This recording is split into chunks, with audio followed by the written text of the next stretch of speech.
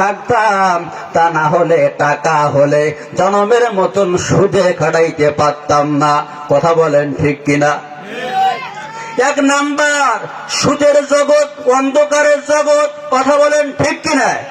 ঘুষের জগৎ, অন্ধকারের জগৎ।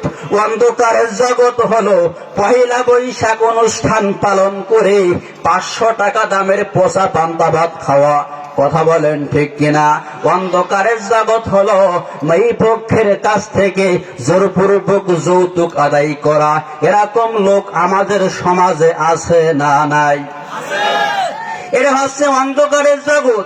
কোরআন এসেছে অন্ধকার থেকে আলোর পথে নিয়ে যাবে, কিন্তু সেই কোরআনটা আমরা পাইলাম, পাওয়ার পরেও অন্ধকার পথের যাত্রী আমরা থেকে গেলাম। কথা বলেন ঠিক কিনা? সম্মানিত বন্ধুগণ আমার, মক্কা নগরে আবু জেহেল যখন এমপি, বিনা ভোটে আবু জেহেল এমপি হয়ে গিয়েছিলেন, তখন আবু জেহেলের কলস বন্ধু, ছোট্টবেলার বন্ধু, নাম তার আকনাস, ডাক দিয়ে বলে, বন্ধু চলো আমরা অমুক এক এলাকায় যাই, অমুক এক মাঠে যাই, তুমি আর আমি গোপন আলাপ করি। গোপন আলাপে আকনাস জিজ্ঞাসা করে, বন্ধু আবু জেহেল, তুমি বলো তো এই মক্কা নগরে একজন নবী দুনিয়ায় আগমন করেছে, সেই নবীর নাম হলো মুহাম্মদ সাল্লাল্লাহু আলাইহি ওয়াসাল্লাম। বলো তো ওই নবী খারাপ না ভালো? আবু জেহেল ডাক দিয়ে বলে, বন্ধু কারোর সাথে বলার দরকার নাই, তুই আর আমি গোপন আলাপ করি। মুহাম্মাদের মতো ভালো মানুষ পৃথিবীর জমিনে আর কেউ নাই। গোপন বইটাকে আল্লাহর নবীকে আবু জেহেল ভালো বলেছিলেন।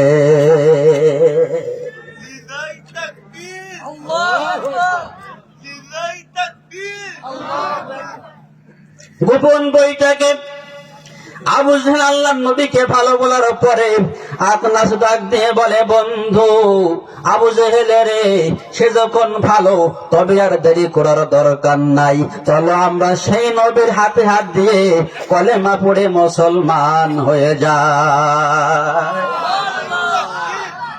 আবু জেহেল ডাক দিয়ে বলে, বন্ধু রে, আমারও মনে চাই মুহাম্মাদের কলেমা পড়তে, আমারও মনে চাই মুহাম্মদ নবীর ইসলাম ধর্ম গ্রহণ করতে, কিন্তু আমি 3 কারণে আমি কলেমা পড়তে পারি না।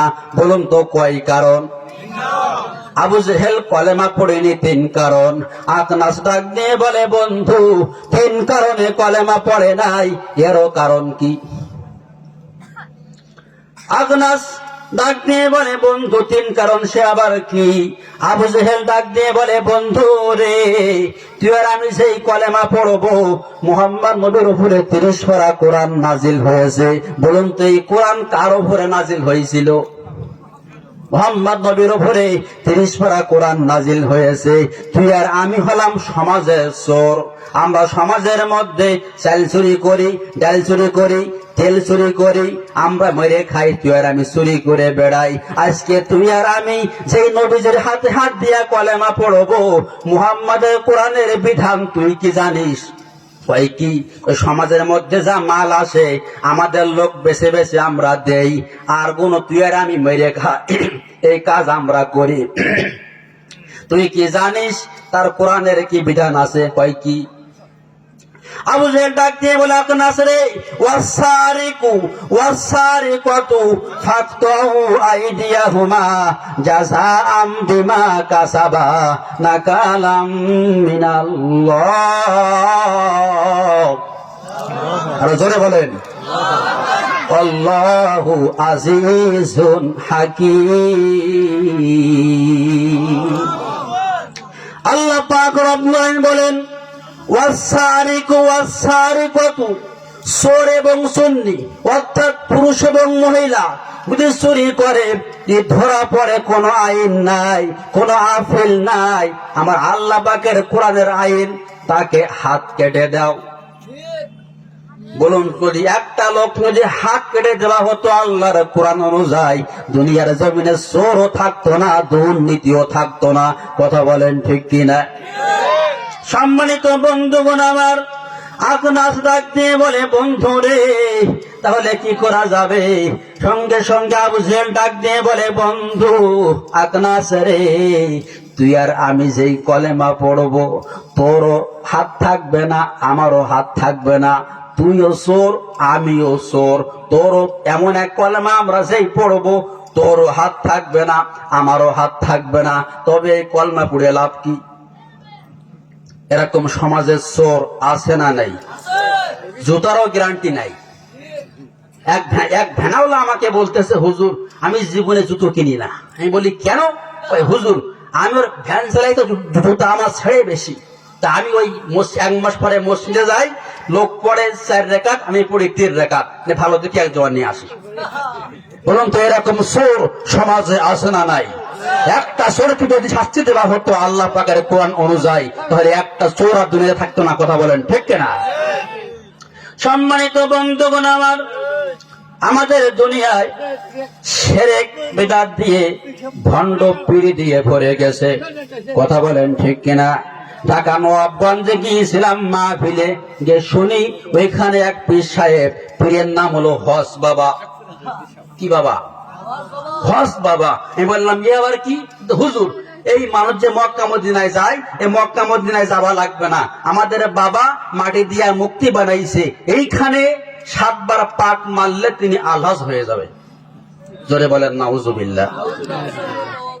চিন্তা করেন হুজুর, আপনি তো বক্তা মানুষ, বাইরে ঘাটে ওয়াজ করেন, মক্কা মদিনায় কষ্ট করে যাওয়া লাগবে না, আপনিও 7টি পাক মারেন, আপনি আলহাজ হয়ে যাবেন। আমি বললাম নাউজুবিল্লাহ।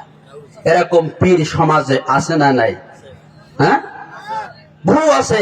এরকম ভণ্ড পীর শিরক দিয়া ভরে গেছে। যারা ভালো পীর তারা তামাম পৃথিবীতে ইসলাম কায়েম করেছেন। কথা বলেন ঠিক কিনা? সারা রাত নামাজ পড়ার পরেও ফজরের নামাজের ঘুম চেতন হয় না। আছে না নাই? রাত 12টা পর্যন্ত মাহফিল শুনে গিয়ে ঘুমায়। ইমাম আর মুয়াজ্জিন সাহেব যখন বলে হায় আলাস সালাহ, লেপের ভিতরে শুয়ে পড়ে এরা বলে ইমাম আর মুয়াজ্জিন মিলে ফজরটা সালাম। আছে না নাই? আমরা তো এই যুগের মুসলমান। আযান যখন হবে মসজিদ পুরা হয়ে যাবে। কথা বলেন ঠিক কিনা? সেই আযান হয়, আমরা খেতা মরিদে ঘুমাই বেড়াই। কথা বলেন ঠিক কিনা? সম্মানিত বন্ধুগণ আমার, ভণ্ড পিণ্ডের নামে আমি একটা ছন্দ কাটাইছি।